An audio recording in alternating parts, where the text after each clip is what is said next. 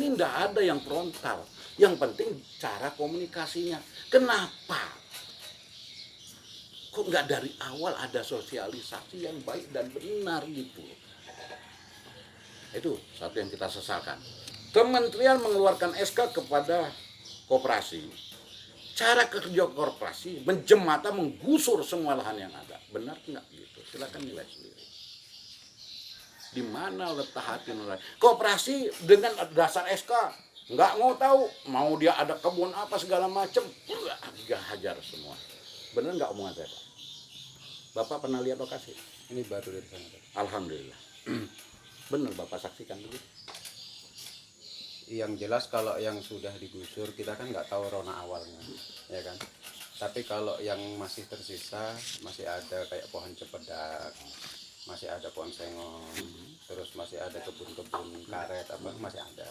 Tapi kalau yang sekarang sudah jadi tanaman, kan kita tidak lihat rona awal. Oke, Iya. yang jelas dalam artian kemarin alhamdulillah juga Pak Kades, terima kasih dengan ada himbauan dari saya, dari kami, turun ke lapangan ngecek. Tadi malam saya cross check Pak Kades, sudah pernah ke lapangan? Alhamdulillah sudah. Saya langsung ke dinas kehutanan DLHK. Pak Albian, bantu saya, aku nih mumet deh. Di lapangan kejadiannya seperti ini, apa tanggapan Bapak? Setelah penjabaran bla bla bla bla bla, fokus beliau ke dinas provinsi. Saya ikuti arahan. Saya berangkat ke dinas provinsi, alhamdulillah ketemu beliau. Pak begini, terlepas muda apapun, namanya kan saya tamu, yang punya wilayah kan Pak Desmond. Iya.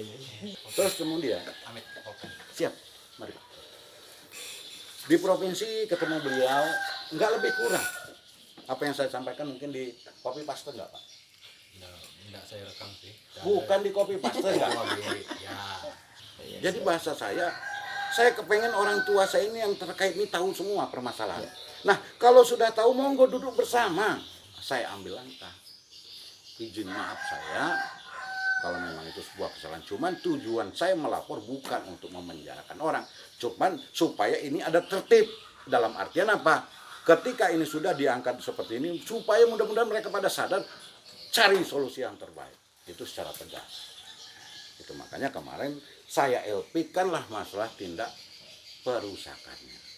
Ketika itu ditanam seseorang, mau lahan sewa, mau lahan kehutanan, sudah tanam tumbuh ada, udah bertahun-tahun, dirusak tanpa izin. Kalau memang mau niat baik, kita terbuka aja, transparan. Kalau memang kita tahu, yang ngomong tahu deh.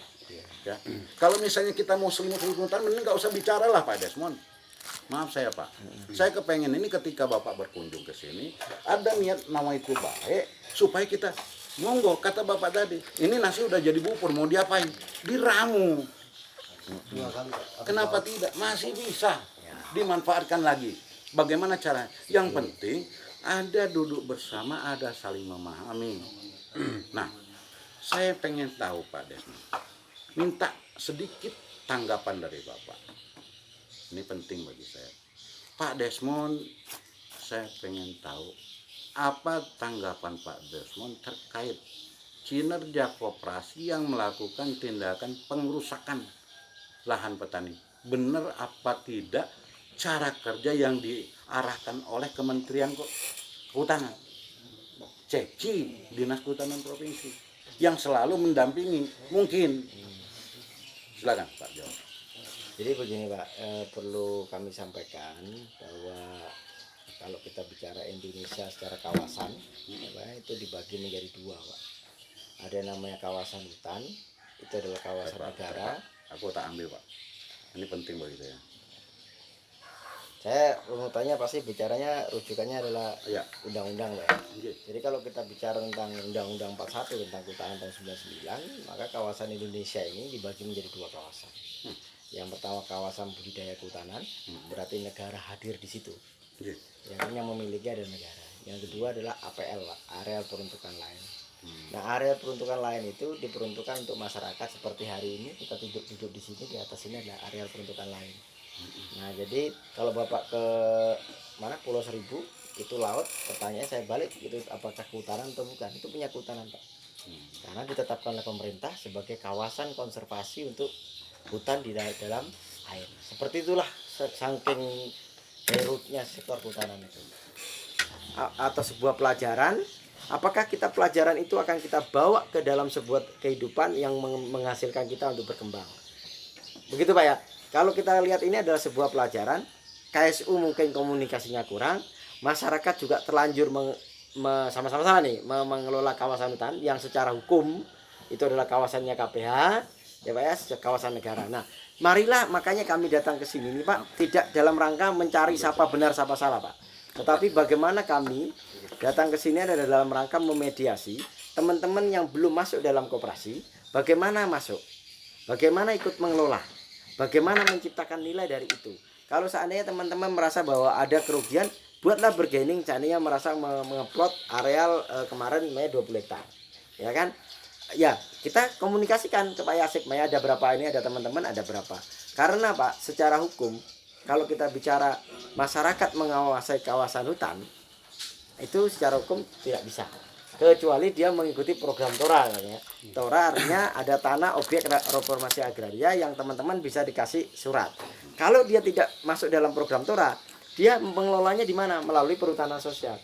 Jadi negara menyiapkan 2 skema Pak untuk itu. Nah, itu untuk apa? Untuk melindungi teman-teman agar tidak bermasalah mengelola kawasan hutan. Nah, yang ketiga, kami berharap hari ini kita menggunakan teori pelajaran kita untuk menuju ke depan.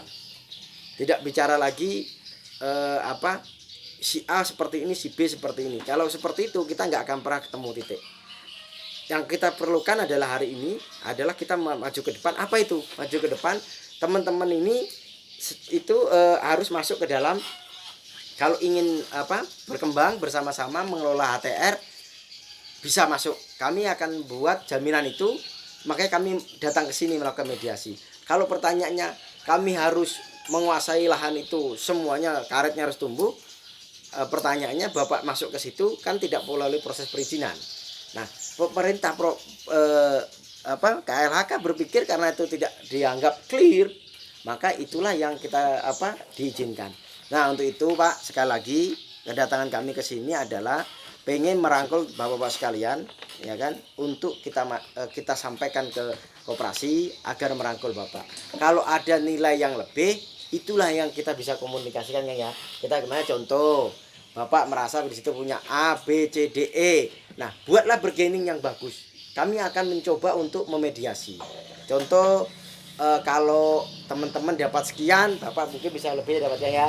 Nah, kalau itu bisa dikomunikasikan Pak. Makanya saya katakan nanti kalau Pak Yasik nggak mau dimediasi, nggak mau mengerangkul teman-teman, nanti saya jewer. Maksudnya itu dalam tanda kutip bahasa Gus Dur.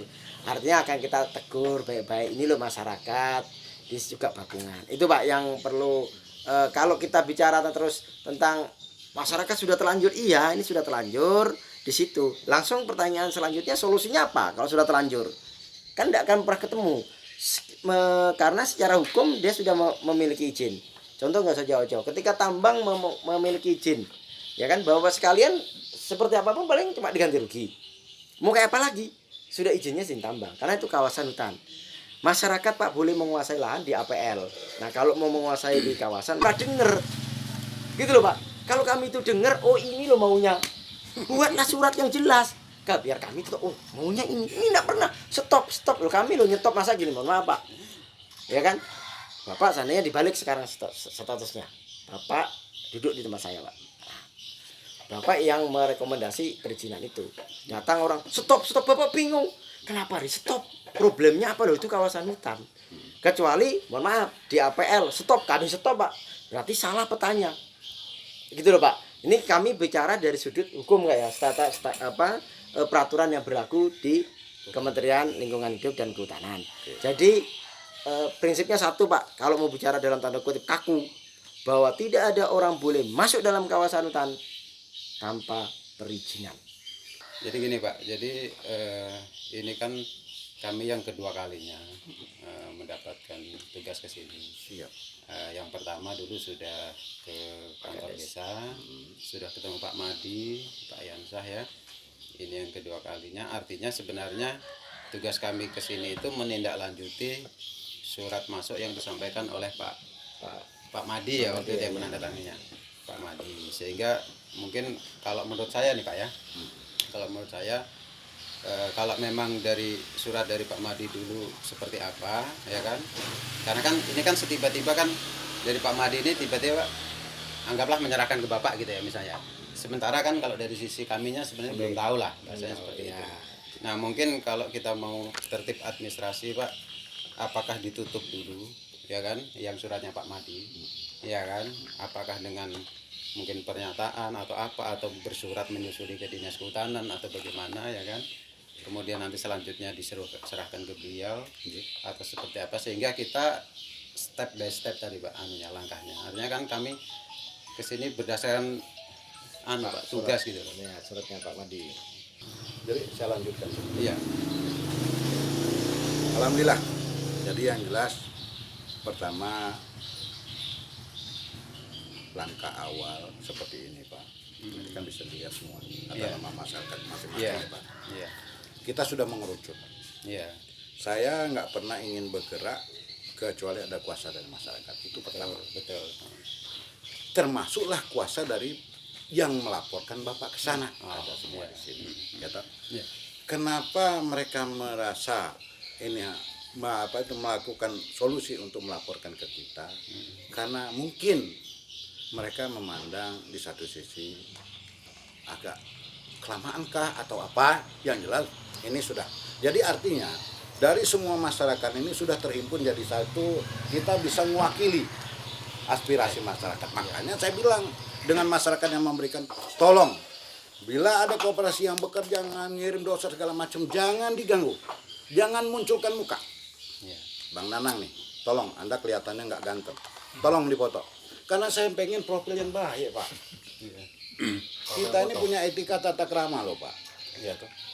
Terus setelah saya mendapat kuasa ini, saya jalan Pak, termasuk beliau saya sampaikan Pak ini kuasa dari masyarakat. Iya. Artinya apa? Dari pertama saya melangkah dari masyarakat dulu, saya cross check.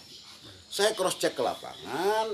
Setelah cross check ke lapangan, saya menemui para pihak dulu. Iya. Supaya pertama, para pihak ini mengetahui keberadaan saya. Betul. Mengetahui apa yang saya sampaikan. Betul.